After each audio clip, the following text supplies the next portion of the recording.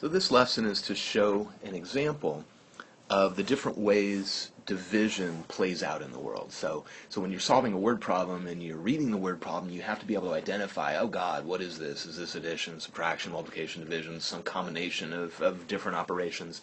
And to be able to do that, it's critical that you really understand what each operation is about. And so this is a beginning to that. So the problem that I'm going to illustrate is the problem 20 divided by 4. And so the first example I'm going to do is, suppose you have walked 20 miles and it took, let's do it this way, in 4 hours. And you want to know how fast you're going. And so the idea here is you're assuming you're going the same speed. And speed really is a measure of how much per, how far you've gone per unit time. So the idea here is you've got 20 miles that you're walking,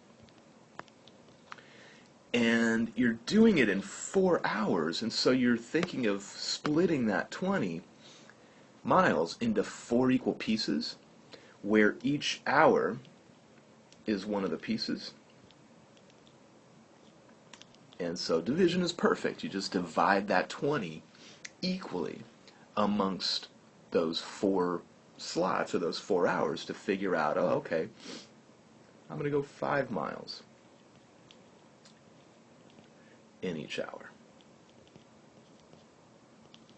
And that breaks it up evenly so that each of those quarters of your total distance, each of those 4 pieces, has an equal amount. Equivalently, I could have just done this with a unit ratio. I could have said, all right, well, I went 20 miles in 4 hours, and then simplify that, make a unit ratio, divide, and I get, oh yeah, 5 miles per hour.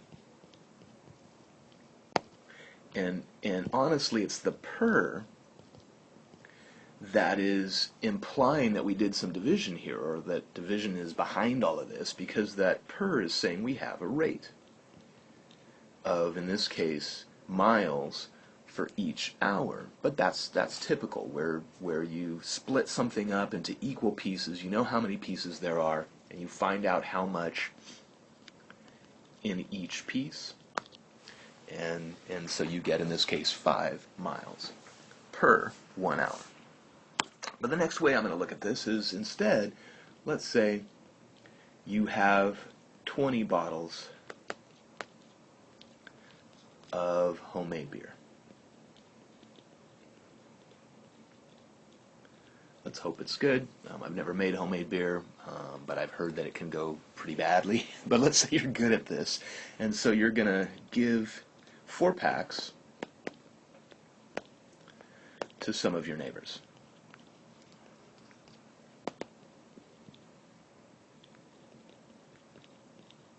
As gifts, you're like, oh, hey, I made some beer. Here, want to try it? So, you pack it up in these 4 packs, and I'm sure Bevmo sells little cardboard 4 packs, so you can make them all nice. But you're wondering, how many packs can you make? And so the drawing that I made before, where you have this 20, and in this case it's 20 bottles, I don't know what to split it up into. I don't know how many pieces I'm making. All I know is that each piece has 4 bottles in it per pack. They're giving you the rate in a sense. But I don't know, before I do the problem,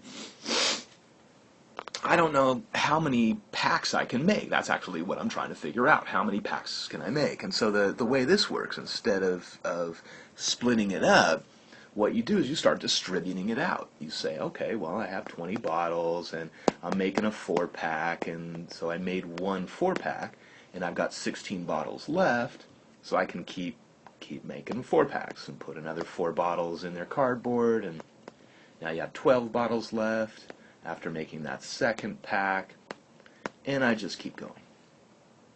So I make another pack, and now my third pack. Pull this up here and keep subtracting. Make another pack. That's my fourth 4-pack that I've made. And finally, I've only got enough bottles for one more pack. And so I've repeatedly subtracted off how many in each pack and counted as I went how many packs I'm making. And in this case, I've made 5 packs. So the answer to my question, how many packs? The answer to my question is, all right, you were able to make 5 packs. But instead of splitting up that 20 evenly into a known number of pieces, instead you're distributing out the known amount in each piece to figure out how many pieces. So it's kind of, it's still division. It's still, 20 divided by 4 equals 5, but the idea of what you're given and what you're figuring out is a little bit different. So I want to do one more example. Say instead you want to split $20 evenly, and let me put that in because it's important that you're talking about evenly among 4 people. And so, okay, great. What I'd like you to think about is which one of the 2 ideas, there, back up, I don't need to erase, I can back up. Which one of the 2 ideas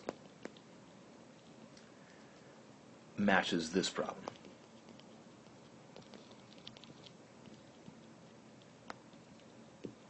Is it that I have a total and I know how many pieces I'm splitting it up into and I want to know how many in each piece, that basically I'm solving for the rate?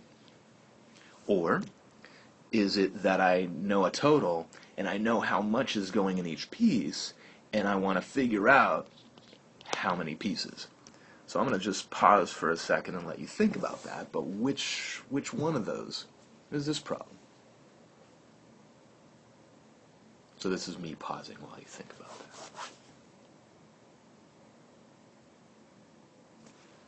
All right, that's enough time. I was just watching the little timer on the video. Close enough to enough time. So hopefully you're right that the answer is this time it makes sense to split it up. So I've got $20, and I know I've got 4 friends. Or not 4 friends, 4 people. So I guess 3 friends and you, unless you're giving it out to the 4 people. But so yeah, you know how many pieces there are. There's 4 people you're splitting it up evenly into. And so when you split that up, each of those 4 people, let's see, one person, I'll just say one person. Luckily you know what I'm saying and you don't have to read my handwriting because I can't fit the word person in there, but you're basically saying you're going to do $5 per person, and that's what you're trying to figure out, how much money per person. So the per kind of is implying that you must have split it up evenly. All right.